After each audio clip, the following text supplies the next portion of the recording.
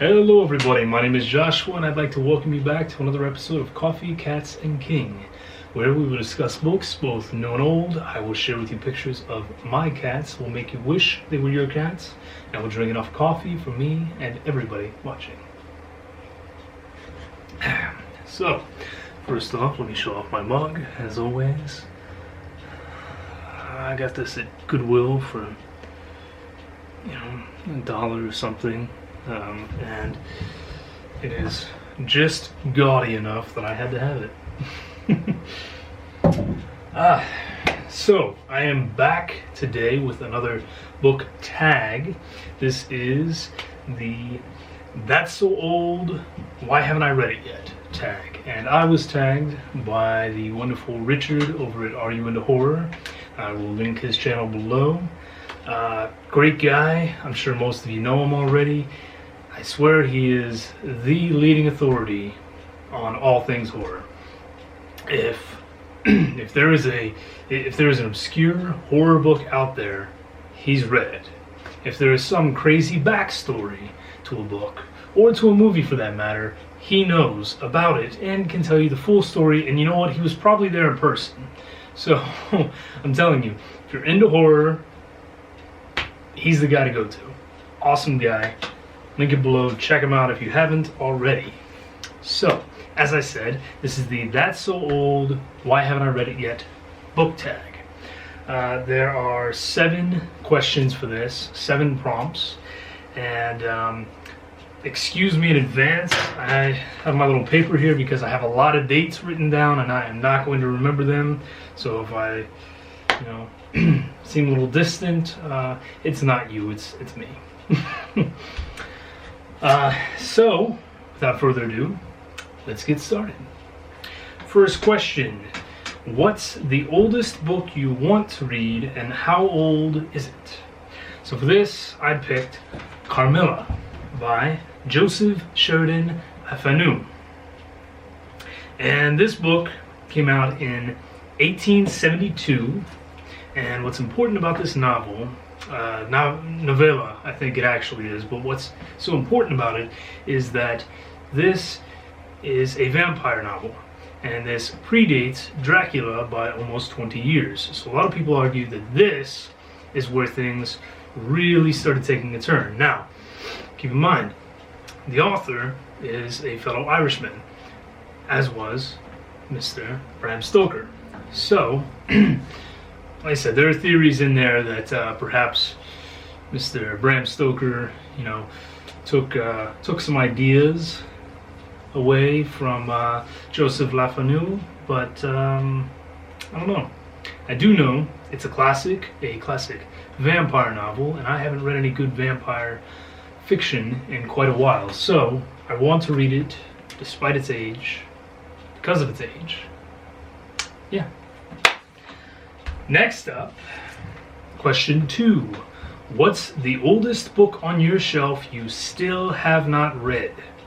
Okay, so I have 2 sitting here that I brought with me for different reasons. They are very different reads. And one of them, I cannot actually be entirely sure of the date because it is not in here. But I did some research. First of all, the book itself is poems by François Villon, and this was the Modern Library copy of it. Modern Library started publishing in 1917, and so this one was put out between then and 1919. Can't find an exact date, but that said, I do have one that is quite a bit older than that, actually. This one is 1905, and this is La Biche and Martin's Le Voyage de Monsieur Parisson. And this, like I said, this copy is 1905. Eugene Lavish was a comedian back then, or what would be considered a comedian then. And this was one of his most famous plays at the time. So It's been on my shelf forever. I haven't read it. 1, because I have 1,000 other books to read. 2, because it is in French, and my French is tremendously rusty. Don't even know if I can get through it at this point, but I've kept it in the hopes that one day I will. So, number 3. How old were you when you read your first horror book? Okay, this is a pretty easy one for me. I was in 2nd grade when I read what could first be considered horror, and that was, like many other people, Goosebumps, Mr. R.L. Stine. The first one I read was his first Goosebumps book, Welcome to Dead House, which I'll put over here somewhere. Then I very quickly graduated to adult horror, in that by the time I hit 9 years old, I started reading Mr. Stephen King. And the first 2 that I ever read from King, grabbed one of his short story collections, that's Night Shift, which my copy, I show it off here because I love that inner cover. And then the first novel I read from him was Pet Cemetery. So you can see why I have a particular fondness for this man. Of course, he really got the ball rolling for me, him and Mr. R.L. Stine. So always gonna have a special place in my heart for those guys, you know? Yeah. Number 4. What's the longest time a book has been on your still haven't finished it shelf? Okay, so I kind of have 2 on here for this one as well. One that I actually started reading and never got to finish, and one that has just been on my TBR for a very long time. So, the longest one that's been on my TBR is 14 years now. 14 years. And it was the very first book that I ever put down on a list that I started writing of TBR books. That is John Dies at the End by David Wong. I've heard great things about it. It is comedic horror. He's written a few since then. I don't know why I never picked it up. I just didn't. It was the very first book on my TBR ever, and I just never got around to it. So one of these days, maybe I will. That said, there is one book from before then that I did start reading, and actually I only had about 40 pages left to finish, and I never finished it. That is The Watsons Go to Birmingham by Christopher Paul Curtis. And that was 18 years ago, guys. 18 years I read this book. Got to the last 40 pages. This was when I was in school, and then something happened. We had to move suddenly, and I never got to finish the book. It was a school copy. I had to give it back. Didn't get to read it. And again, it was just one of those, all through the years, I have it in my head. You never finish Watson's Go to Birmingham. You never finish Watson's Go to Birmingham. You never finish Watson's Go to Birmingham. And you know what? You're an adult, and you never picked up a copy. Why haven't you picked up a copy? So, I have no excuses. I just haven't. And I don't know. Maybe this is the year that I pick up both of those books and read them and fix this little problem that I've caused myself. Or maybe I wait until Watson's Go to Birmingham hits 20 years and do it as a special, you know? Either way. Okay, let's see here. Number 5. Is there a book genre you still have not read or tried to read?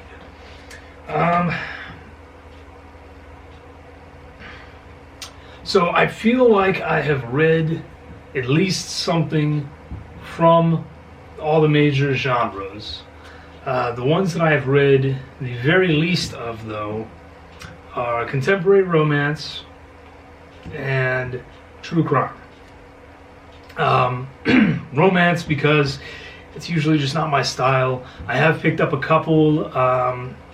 one or two that were paranormal romance, and a few that were, based around the holidays or something like that. Or I picked it up because it had an interesting premise aside from the romance, but it really turned out to be a romance novel, and I just didn't know what I was getting into.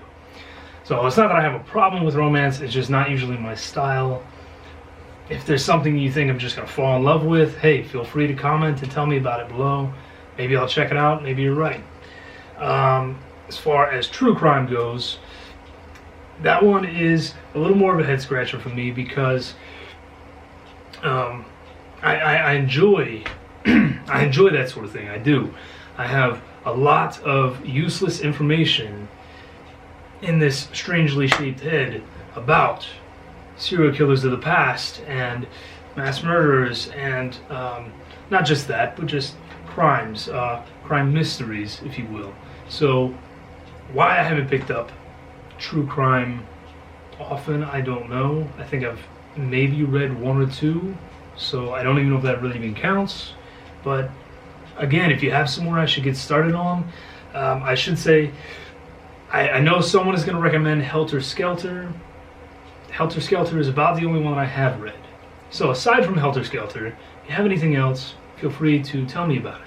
Or if you want to talk about Helter Skelter, go right ahead. Haven't read it in a long time, so I could probably read it again anyway. Alright, moving on here. Number 6. Is there a book you have DNF'd more than once? Okay, I picked 3 for this. 3. And one of them I have actually finished at this point, but I set it down 3 or 4 times before I actually read the whole thing through. That is Creatures of the Pool by Ramsey Campbell. And I don't know, some people out there, they love Ramsey Campbell's work. I'll be honest, I've tried and tried and tried to read it, and I just haven't found anything by him that I like. I find him incredibly boring, and I find his stuff incredibly boring and overwritten. And I'm not trying to offend anyone with that. It's not necessarily a stylistic thing, I don't think. Some people say, well, he writes in a very old-fashioned way. But to that end, I say, I can pick up an R. James and be fine. I can pick up Poe anytime and be fine. I can pick up Lovecraft anytime. I love their stuff, so no excuses there. It's just something about his writing. It kind of puts me to sleep. But I don't know. Tell me what you think. If there's something that you think can change my mind, tell me about it. I'll give it a try. I'm always up for giving it a try. The other 2 that I have DNF'd at least twice. One is Twilight Eyes by Dean Koontz. And you should also know, I really don't like Dean Koontz. I have read and actually finished, so you can't tell me it's not because I'm not finishing it, but I've read and finished quite a few of his books in the past. Didn't like any of them. I just don't care for his style. I think it's very simplistic. Quite the opposite problem that I have with Ramsey Campbell, actually, in that I think Dean Koontz just writes in a very simplistic way, and I just don't care for it. Just don't care for it. So Twilight Eyes, however, I've given 2 or 3 tries now, and it's because I love horror that revolves around a carnival setting, and Twilight Eyes does just that. So I thought, okay, if there's any Dean Koontz book that is going to win me over, it's going to be Twilight Eyes. So I've given it 2 or 3 tries. I don't think I've made it past the first 80 pages or so, and at this point I've basically given up on Dean Koontz. He's just not for me. So, and the last book that I have DNF'd it 2 times now. First time I got 120 pages in. Second time I got 150, 160 pages in. And I might get my butt kicked for this one a little bit, but that is Hyperion by Dan Simmons. And yes, I understand this is supposed to be an absolute science fiction classic. Everybody loves the book. Everyone raves about it, and it's this beautiful, amazing thing. And you know, I've tried twice now, and I don't know if it's, you know, that I haven't been able to invest the time in it. I don't know if you know, it's just been where I'm at with things. I can't focus on it. I don't know.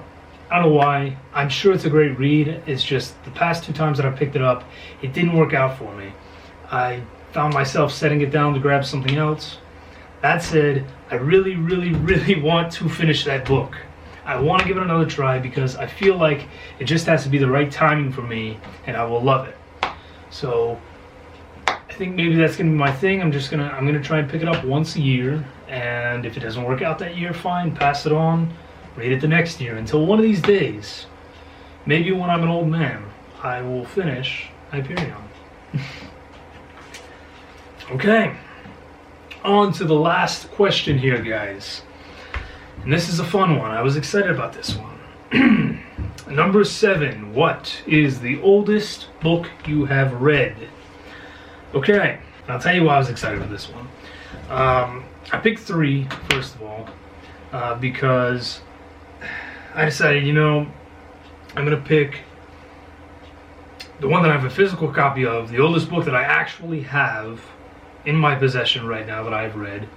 The oldest book that I've read based on publication date, and then the oldest that anyone has read, because I've read it as well, and if you've read it, then congratulations. That's it. You're done. You can't beat it. So, first up, physical book. The oldest that I've read is this little guy right here. It's called Stray Shots. And Stray Shots is a poetry collection by Mr. F.O. Hodge. And what's incredibly cool about this is that, first of all, mine is signed, and that is an actual signature, which is pretty amazing in my opinion, because this little guy came out in 1894. So, oldest one I have in my collection right now, 1894. It's well over 100 years old. I have read it. I love poetry, and honestly, he was kind of mediocre, but there was some decent stuff in there anyway. And how many other people could say that they have a signed copy of a book that's almost 120 years old? So, as far as an ebook, a Kindle version, the oldest book that I've read in that regard, so that book is 120 Days of Saddam by Marquis de Sade. I read this when I was looking for some of the most disturbing books that I could find, and I kept hearing about this. Same with the movie. There's a movie version. It's been banned in a crazy amount of countries. I haven't watched the movie. I have read the book, and it is not, so it's not horror, but it is way more horrific than a lot of horror. And it's about this group of very rich individuals who get together. They basically create this secret area where they start pulling in children and people, kidnapping them and bring them to this place. And they're now forced to live there and be their slaves to do awful, sexually depraved things to. And why did I read it? I said I was looking for disturbing works, and it was definitely disturbing. Yeah, that's about all I can say about it, honestly. Super disturbing. A lot of really awful things happen in that book, and somehow it's considered classic literature now. I don't know. And finally, though, the oldest that I have read, period, and the oldest that anybody has read, if they have read this, the Epic of Gilgamesh, which we don't exactly know when it was written.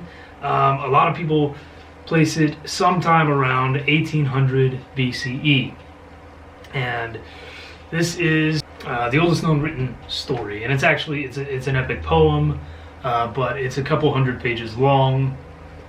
I have read it. I love it.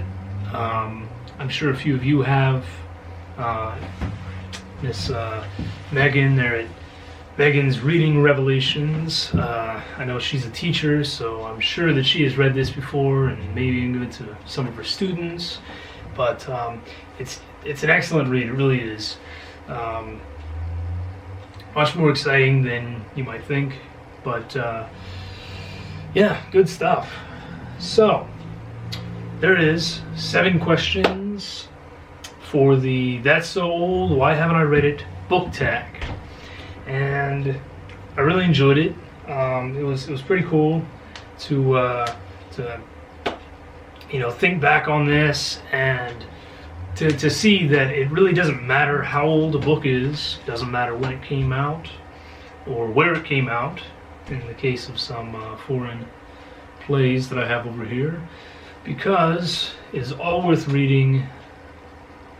Age does not matter. They're wonderful, incredible novels. That's why there are still people every day reading Dracula and Frankenstein and Carmilla for the first time and loving it. So, last but not least, I have to get our cat footage. So, here you go.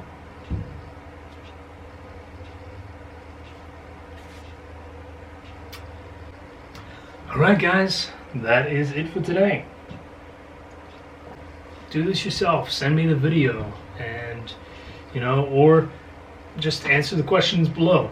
Let's have a little discussion about old, vintage, or just ancient books.